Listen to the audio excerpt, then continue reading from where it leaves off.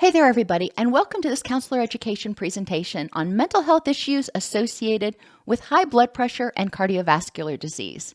I'm your host, Dr. Elise Snipes. Over the past few weeks, we've been talking about a lot of physiological issues that can either occur as a result of mental health issues or be a risk factor for mental health issues, or both.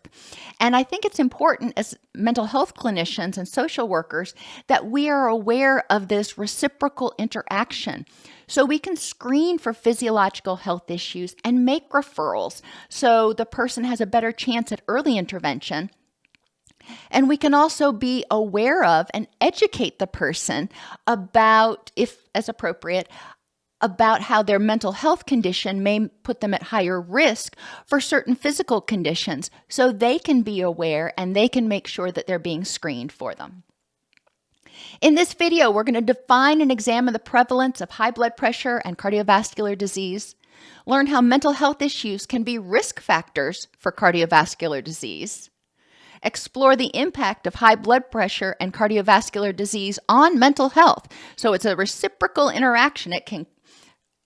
Mental health can actually cause or contribute to the development of cardiovascular diseases, and cardiovascular diseases can cause or worsen mental health issues.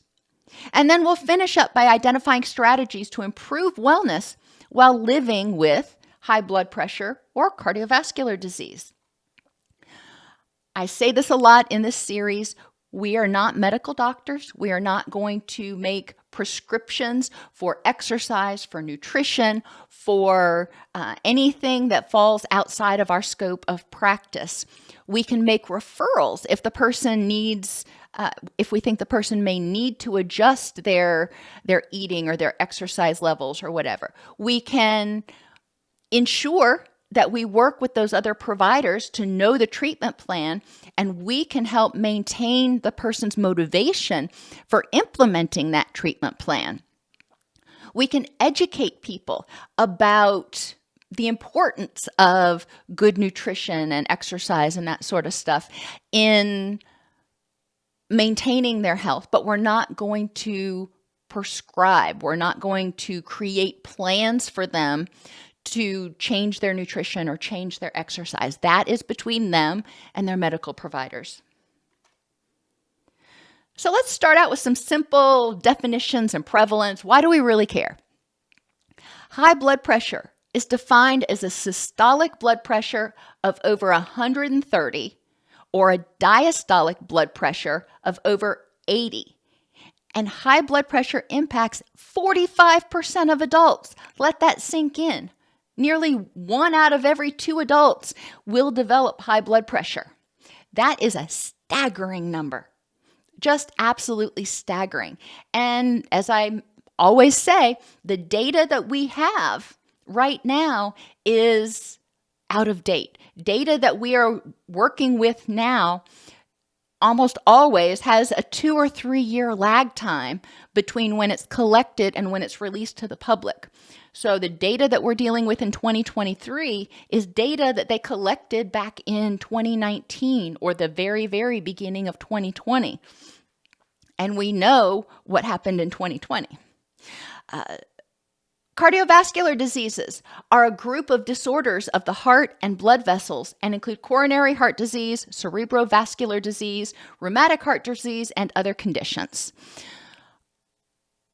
We're not, again, medical doctors, so unless we have a person who has a specific diagnosis, in which case we're going to learn about it, knowing all these different types of diseases is less important. What's important is to know that the impact of cardiovascular disease in general. 4 of 5 cardiovascular disease-related deaths are due to heart attack or stroke. And about 655,000 Americans die from heart disease annually. Just let that sink in. That is a really big number. What are some mental health risk factors for cardiovascular disease? Yes, I said that correctly. Mental health conditions that are associated with the development of cardiovascular disease, a much higher risk of developing cardiovascular disease. Now, the first one, some people are going to argue about, and the research is inconclusive about what heavy drinking means. But in some people who are heavy chronic drinkers, they have found that alcohol use, because of its impact on blood pressure, may contribute to the development of cardiovascular disease. And as always, well, not as always, as recently, the references for this will be linked from the show notes if you want to look at some of these references if you are not taking this for CEUs. If you're taking this for CEUs, the PowerPoint will be in the classroom at allceus.com, and you'll be able to click on the links as you like to. Nicotine was also found to be a risk factor for developing cardiovascular disease in both cigarette smokers and e-cig users. So it's not just cigarettes, it's not just cigars, it is also e-cig users, because it's the nicotine that is one of the factors that contributes to the risk of cardiovascular disease. They found that people who use cannabis, and I know there's going to be more people who argue with me on this one too, but people who use cannabis, especially heavy users and long-term users, not your intermittent recreational users, tend to be at a much higher risk for developing cardiovascular disease. My speculation, and this was not articulated in the article, but my speculation would be that those who use cannabis, this is not CBD, this is actual cannabis, those who use cannabis that have high levels of THC, which we know has stimulatory effects, people who are using that type of cannabis may be at a greater risk. People who are using more milder types may not be as at risk, but we don't know. We just don't know. This is such a new area. Opioids. People who use opioids, and you're scratching your head going, but opioids are depressants. They make most people tired.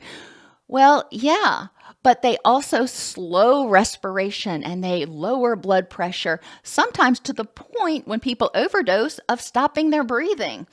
And this changes when people are chronically using opioids. This changes their vasculature. The body adapts to this lowered threshold, to this lower blood pressure and stuff. And then when they don't have the opioids in the system, it's sort of like a tsunami. People with anxiety are at great risk for cardiovascular disease, mainly because people with anxiety tend to have a very active HPA axis and tend to develop high blood pressure. When you think about people with high blood pressure, you think about people who have a poor diet and who worry a lot. They're high stress people. And, I think of my father-in-law, and when he gets upset, my mother-in-law saying, you got to think about your pressure. And it's true. Anxiety, stress, anger really contributes to people's risk of developing high blood pressure, which is one of the greatest risk factors for cardiovascular disease. And then we have depression. Approximately 15 to 20% of patients with cardiovascular disease have depression, and approximately 2/3 of patients who have a heart attack develop depression. So this article was really looking at what happens to people who have cardiovascular disease. But it also may reflect pre-existing depression that may have been less effectively treated that contributed to the development of cardiovascular disease. They also found that people with depression, people with major depressive disorder, have a higher risk of developing cardiovascular disease in the future. So that is really interesting and shows us the strong connection between the mind and the body. It also shows us that there may be things, and we're going to talk about some of those in a minute, that we may be missing that are contributing or causing the depressive symptoms. that have less to do with serotonin and more to do with cardiovascular or microvasculature issues. People who have dementia are at an increased risk for cardiovascular disease. People who have dementia and people who have schizophrenia, we'll talk about in just a second, may engage in less proactive health-related behaviors, which can put them at risk. Grief is another mental health risk factor for cardiovascular disease. People who are grieving, particularly widows, in one study that I looked at, were at a much greater risk of starting to have high blood pressure and the onset of cardiovascular disease symptoms in the first 18 months after their significant other passed. Now, it doesn't mean that cardiovascular disease can't develop 5 years later, but it's important to look at the early onset, look at things that may be happening during that time. And there's the whole issue of broken heart syndrome, which we're not going to go into here, that some studies have indicated that when people are severely grieving, the heart actually changes shape a little bit. So there are cardiovascular consequences of grief. People with PTSD or CPTSD, remember that's complex PTSD, are at a higher risk of developing high blood pressure and then cardiovascular disease. They're often under chronic stress. They're hypervigilant. Their HPA axis is more active. Their HPA axis is dysregulated, and that can contribute to problems with blood pressure regulation, with blood sugar regulation, and a whole host of other things. And schizophrenia. Individuals with schizophrenia have a reduced life expectancy, interestingly, largely due to an increased risk of cardiovascular disease. Schizophrenia involves a systemic dysregulation of the body with detrimental effects on the heart. Now, this study was very clinical in nature, but the take-home message is people with schizophrenia are at a much higher risk of cardiovascular disease. Working in community mental health and working in supported living for a while, I know that there's a proportion of people with schizophrenia who have difficulty with activities of daily living, with engaging in healthful behaviors, with smoking, and the antipsychotic medication they're on also reduces their dopamine, reduces their motivation, reduces their energy to engage in some of those activities. So we do need to recognize that it's not just as simple as there's something going wrong in the body. There are things that we can look at as clinicians and go, okay, when you're on this medication, this is what happens. What can we do to increase motivation and help you have a higher quality of life? So there is a lot that we can do. Other risk factors for cardiovascular disease and mental health issues. So these are risk factors for developing one or the other or both. Altered gut microbiota. You didn't think you were going to hear about that today. Well, you are. They found that altered gut microbiota contributes to hypertension and atherosclerosis. When we trigger that HPA axis, that fight or flight response, that stress response, we know alters the gut microbiome. And when somebody is under chronic stress, gut microbiome's altered in order to support the stress response, and that ongoing stress response contributes to hypertension.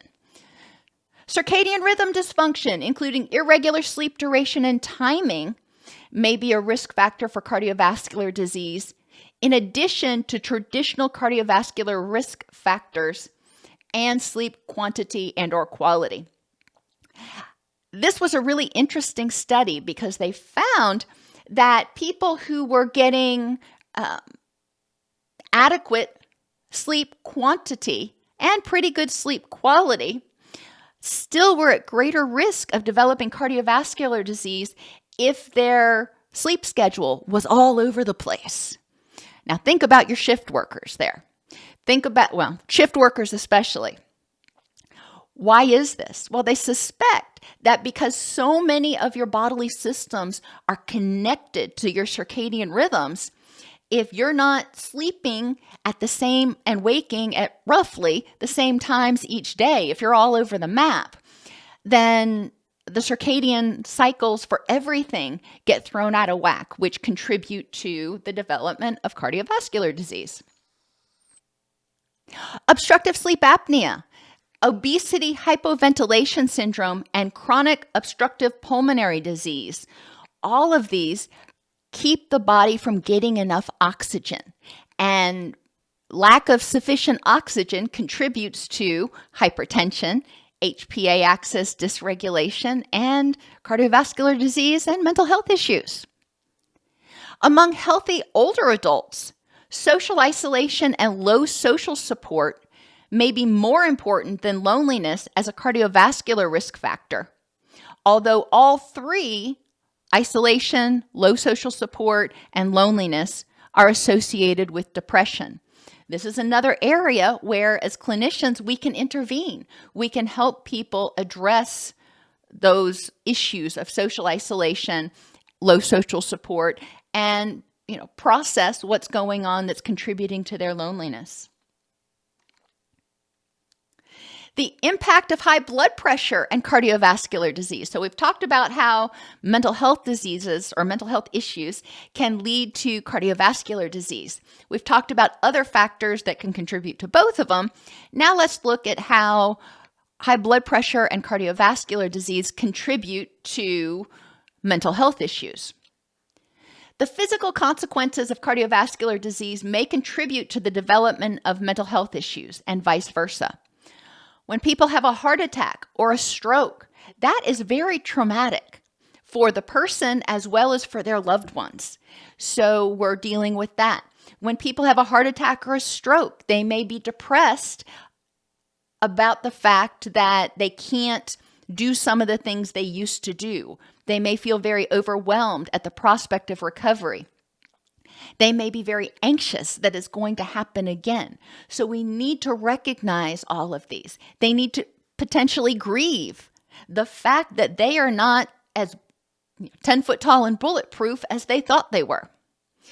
It can contribute to kidney disease. And this is another one of those. Kidney disease is nothing to take lightly. So it can be very intimidating for someone who gets a diagnosis of kidney disease to figure out, okay, now how am I going to deal with this and what's the progression? There's a lot of anxiety that surrounds that, a lot of depression that goes with developing or being diagnosed with a chronic disease.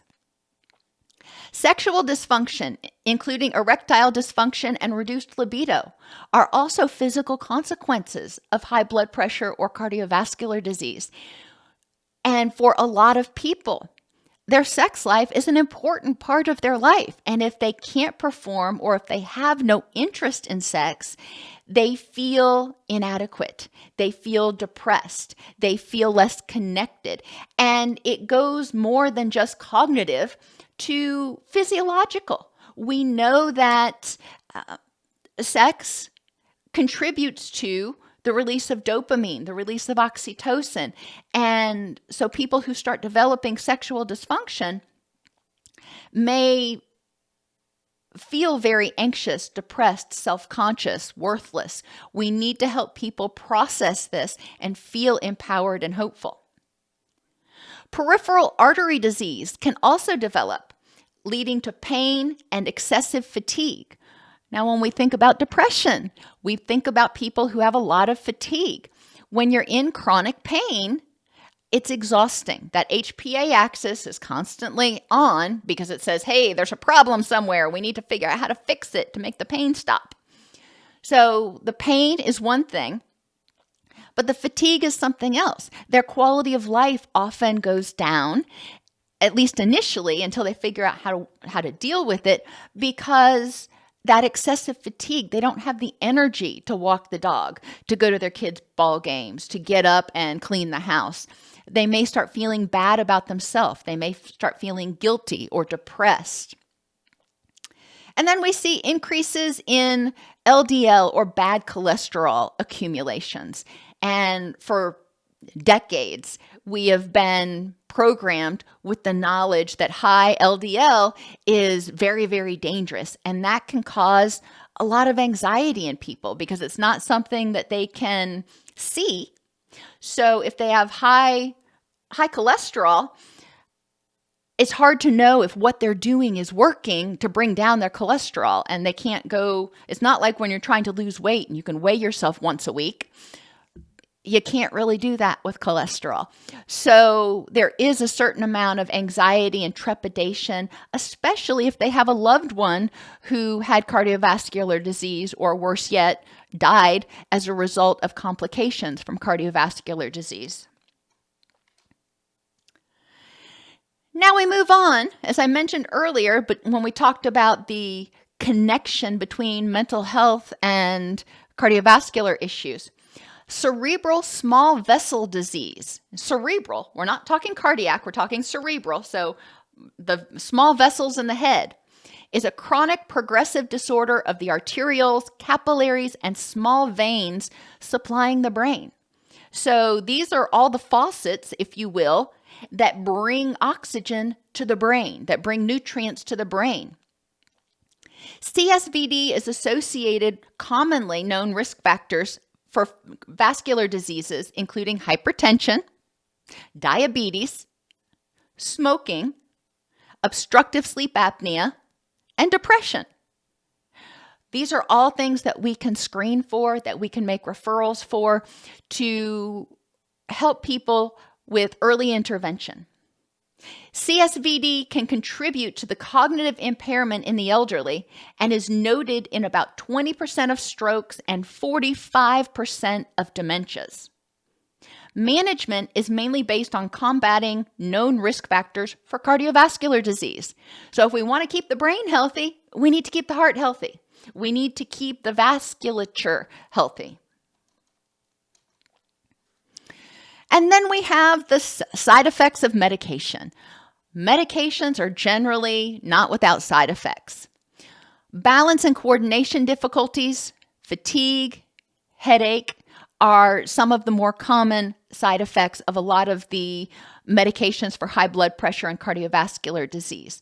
We need to help people figure out how to have their highest quality of life and remain treatment compliant. We need to have people figure out how to live their highest quality of life and have fatigue. We can talk with them about how these side effects are impacting their life. We can talk with them about tips and tools that their doctor has shared with them for how to manage those side effects and what to do. Now, if their headache, for example, is chronic, if it's ongoing, we need to refer them back to their doctor and say, hey, you need to go talk to your physician about this. And because that is what one of my physicians one time referred to as unacceptable side effect. That is a side effect of a medication that is going to likely contribute to treatment discontinuation because it's just screwing up your quality of life. We're not telling people to change their dose. We are not telling people whether they're on the right or the wrong medication. We're saying, hey, if you're having this problem, you really need to talk to your doctor about it.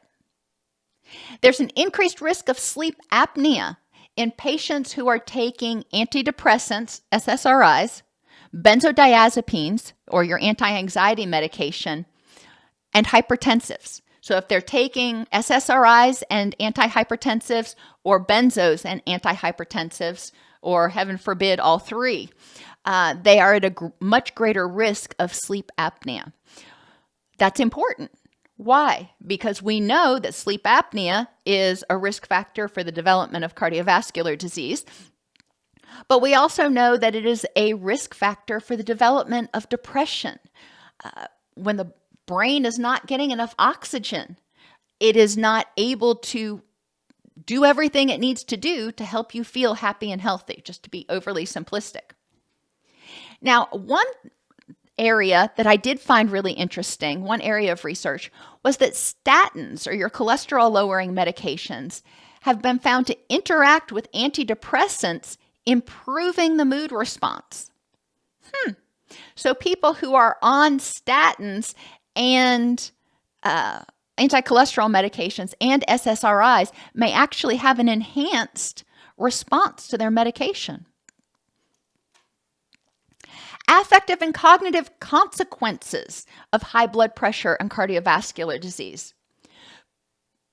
What we need to look at is identifying what's going on with the person and whether it was a pre-existing condition, they were already angry or grieving or depressed before this developed, in which case, what caused that?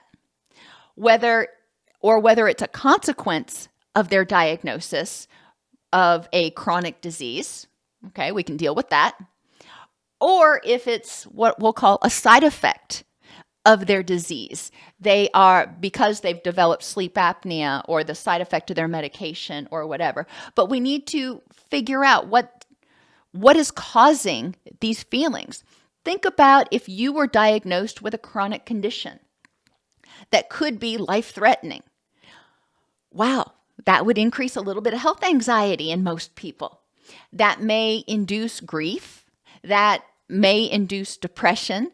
That may have a lot of effects on people. So let's talk about some of these affective and cognitive consequences.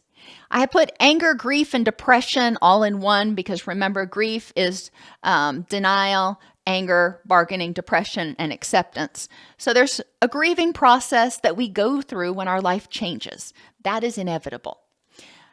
Some people may have ongoing anger or ongoing depression that is their stuck point in resolving that grief.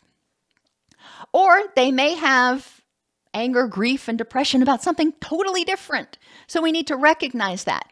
But the consequences in terms of high blood pressure and cardiovascular disease, we need to ask ourselves, why would this person be angry about this? I think the answers are pretty obvious. Why would this person feel depressed or hopeless and helpless about this? Again, those are pretty obvious answers that we can answer for ourselves. We want to know what their thoughts are, but we can see how this would happen. We also need to recognize that hypertension, high blood pressure, causes low-grade chronic inflammation, which can negatively affect mental health, interfering with mood-regulating chemicals. So hypertension itself could actually be contributing to the depression. Anxiety. Yeah, you get that diagnosis, you may be a little bit anxious, not only about the progression of the diagnosis or, if you're going to die, but also about how's your family going to respond? What impact is this going to have? Are you going to be around to see your kids graduate and get married? So there's a lot of fear and panic that may flood people's brains when they get this diagnosis. But then when they have it, especially health anxiety and maybe abandonment anxiety in some people, tend to be more prominent down the road. Because when they start having a flare-up or when they start getting a weird pain or there's a change, they may become extremely concerned that it's a result of the hypertension or cardiovascular disease. Fatigue. Fatigue can come from high blood pressure, from cardiovascular disease, from not getting enough oxygen throughout the body. That's true. Fatigue can also come from being worried about what's going to happen. Fatigue can also come from being angry about what's going on. Fatigue can also come from depression, and fatigue can also just happen. So we need to look at what's going on, what might be causing this person's fatigue in this particular situation. And a lot of people, especially early on in their diagnoses, may not sleep well because they're worried that something's going to happen when they go to sleep. So there's a lot of different causes for fatigue. PTSD, and I have here primary and secondary. The person who experiences a cardiovascular event, whether it be a stroke or a heart attack, may develop PTSD. They may not, but they may. Likewise, their loved ones, if they had a heart attack and fell out in the middle of Christmas dinner, it's likely going to have a traumatic impact on those who were present and maybe even not present because their loved one suddenly was, in critical condition. We do want to recognize that impact. We also want to recognize the impact of PTSD and hypervigilance on maintaining or worsening the high blood pressure and cardiovascular disease. And then vascular dementia. And I know this is kind of physical, but it's important to recognize that when the vascular system quits working as well, when the brain quits getting enough oxygen and nutrients, people start developing dementia. I mean, that's overly simplified again, but you get my point. And when people develop dementia, their cognition becomes impaired. Risk factors for cognitive impairment and dementia after a stroke are multifactorial, including depressive illness. So not everybody has a stroke will necessarily develop dementia, but we do need to recognize that it's a possibility. Relational consequences of high blood pressure and cardiovascular disease. As I mentioned, there's an initial increase in anxiety and depression in the patient who had this cardiovascular incident or got this diagnosis, as well as the significant others, which may abate over time, especially with health education, treatment compliance, and symptom improvement. Now, I will mention here that, again, that if the patient, or their loved ones has had a family member or somebody that they cared about deeply die or have severe consequences from high blood pressure or cardiovascular disease, then it basically may reopen that old wound. It may bring that trauma to light again. So we need to recognize if somebody seems to be having a much stronger reaction than we would expect to their particular diagnosis, we need to get curious about why. And likely, again, it has to do either with lack of information or they may have a prior experience that makes them believe that this is essentially a death sentence. Changes in leisure activities and family responsibilities result in a grieving process and possibly an alteration of relationships.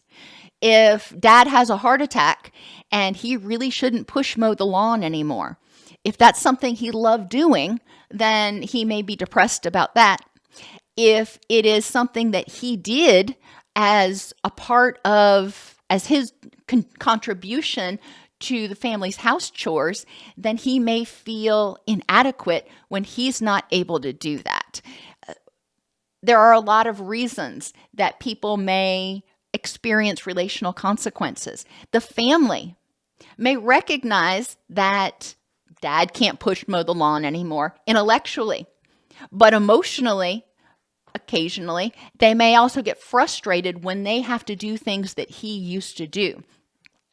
And it's important to encourage mindfulness, encourage people to be aware of where their feelings or their thoughts are coming from so they can address them. And people with cardiovascular disease may be on medications that cause fatigue, making it difficult for them to do those things that they love doing or they feel they need to do, which can cause grief. And I have the example here of the fatigue and the difficulty with balance, making it difficult to walk 18 holes of golf. Okay, well, maybe they can get a cart now and ride. But some people, part of the game, part of the whatever it is, part of playing golf is walking the course and appreciating the course. So to them, riding in a cart, just it isn't quite the same. Interventions. We need to help people control vascular risk factors in order to reduce the incidence of dementia in both healthy and cognitively impaired people. Vascular risk factors. Well, the foundation for a healthy blood pressure consists of a healthy diet, adequate exercise, and regulation of mental stress, keeping that HPA axis healthy or getting it healthy, and environmental stress. So we need to really recognize the impact of the environment, noise, excessive light, stressful environments for the person.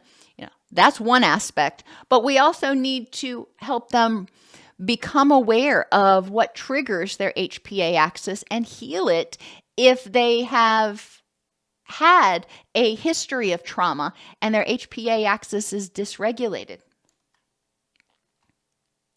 Trait mindfulness may have protective effects on blood pressure in the face of high levels of stress. So this is basically good old-fashioned mindfulness, being present in the moment, recognizing when you're starting to feel stressed and doing something about it. Either accepting it is what it is, or figuring out how to improve the next moment, or whatever strategy the person uses. But that mindfulness keeps them from just continuing to push through until their blood pressure is through the roof. Hardiness and resilience is one tool that you can use to decrease the effect of stressful life events and mediate the development of illness symptoms. Now, in hardiness, the key is commitment, control, and challenge. Recognizing what's important in their rich and meaningful life. What are they committed to doing? What are they committed to using their energy on? What's important? What can they control in their life? They're committed to staying as healthy as they can. Okay, that's great. They can't control the fact that they have cardiovascular disease now, but they can control their treatment compliance. So commitment, recognizing what deserves their energy, controlling the things they can, and viewing changes they have to make or viewing obstacles that pop up as challenges instead of barriers, instead of something that says, nope, you can't have this life, saying, okay, well, maybe I can't do it the way I thought I was going to do it. How can I get around this obstacle? DBT, dialectical behavior therapy, using distress tolerance and dialectics can be extremely helpful to people to recognize that they can tolerate distress. And jumping down to acceptance and commitment therapy, DBT tools, as well as ACT tools, can be helpful at keeping people from getting into what we call dirty discomfort. And that means being angry about being depressed, or being angry about being anxious about being depressed, feeling bad about feeling bad. That's just compounding the illness. That's struggling in quicksand. So distress tolerance helps people say, all right, this sucks. It is. They're not saying I shouldn't feel this way or I should. It's just, I am unhappy right now. This is going on and it's unpleasant. Dialectics helps people embrace the good with the bad, which kind of goes along with living in the and in acceptance and commitment therapy. I can have a rich and meaningful life and also have cardiovascular disease. Oh, is it what I would choose? Maybe not, probably not. But I can have both of them. And cognitive behavioral therapy, facts, control, and probability. I'm afraid that I've got a death sentence. I'm afraid that I'm going to die. What are the facts in this situation? And facts, control, and probability can be very helpful for health anxiety. When people start having symptoms or twinges, what are the facts in this situation? What do I have control of? And if I do what's within my control, what is the probability that I'm going to end up in intensive care or worse? So facts, control, and probability can help people address some of their anxiety. But first, they've got to use those distress tolerance tools to get out of their emotional mind and into their wise mind, away from reacting in fight or flee to acting, proactive steps in their wise mind. We can help people maintain hope and positivity versus managing worries, fears, and anxieties. And it's important to acknowledge, we don't want to use toxic positivity. We need to acknowledge and allow people, goodness, imagine that, allow them to have their own feelings, to acknowledge their worries, their fears, and their anxieties. Yes, that exists. We're not ignoring that. We're not saying it doesn't exist. However, it's also important to balance that out and recognize what they do have control over, what they do have hope for, and what they do feel positive about. Otherwise, they just get stuck in this negative fear loop. Yoga and meditation, partly because of their impact on the vagus nerve, has also been found to be very helpful in regulating blood pressure and even helping people with cardiovascular disease. They found that autonomic cardiovascular control is impaired in hypertension, so that vagal tone is crappy, leading to an increase in the sympathetic influences to the heart and peripheral vessels. So when a person gets stressed, they don't have the balance of the calming. The stress chemicals just kind of take over. Vagus nerve stimulation has been used to address cardiovascular disorders like arrhythmias, heart failure, and arterial hypertension. Now, this isn't just any old random vagus nerve stimulation. However, they have found there are other studies that have shown that as a tool for someone to use to help them deal with anger and anxiety, diaphragmatic vagus nerve stimulation, that slow, deep breathing, can help trigger that vagus nerve and reduce blood pressure in the moment. We also need to help people improve their family relationships and reduce interpersonal stress.